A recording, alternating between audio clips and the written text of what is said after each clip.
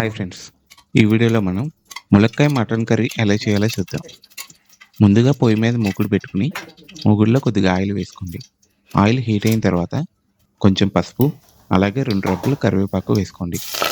Next మేమైతే half KG mutton తీసుకున్నాము. దానికి పెద్ద సైజు ఉల్లిపాయలు ఒక 4, అలాగే ఒక 5, 6 పచ్చిమిరపకాయలు తీసుకుని చిన్న చిన్న ముక్కల కింద కట్ చేసుకుని వేసుకోండి. ఆనియన్స్ సగం ఉడికిన తర్వాత ముందుగానే కడిగి పెట్టుకున్న మటన్ని వేసుకోండి. మేము లేత మాంసం తీసుకున్నాము కాబట్టి డైరెక్ట్‌గా వేసేసుకున్నాము.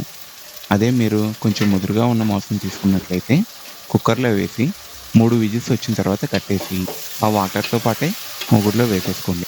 మంటను మీడియం ఫ్లేమ్‌లో పెట్టుకుని ఒక 10 మినిట్స్ అలా వదిలేయండి. నెక్స్ట్ మూత తీసి ఒకసారి కలిపి దానిలోకి కొద్దిగా అల్లం పేస్టు, అలాగే ఒక చారెడు కల్లుప్పు వేసుకోండి.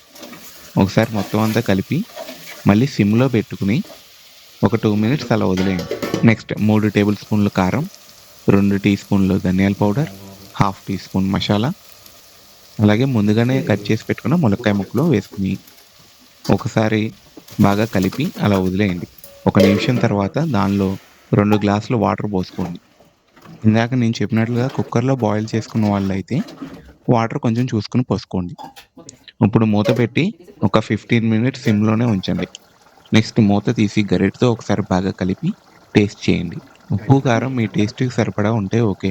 లేకపోతే కొంచెం మళ్ళీ వేసుకోండి. ఇంతేనండి. చాలా ఈజీగా టేస్టీ మటన్ ములక్కాయ కర్రీ ఇలాగ సింపుల్‌గా రెడీ చేసుకోవచ్చు. ఈ వీడియో మీకు నచ్చినట్లయితే లైక్ చేయండి, షేర్ చేయండి, అలాగే సబ్స్క్రైబ్ చేసుకోండి.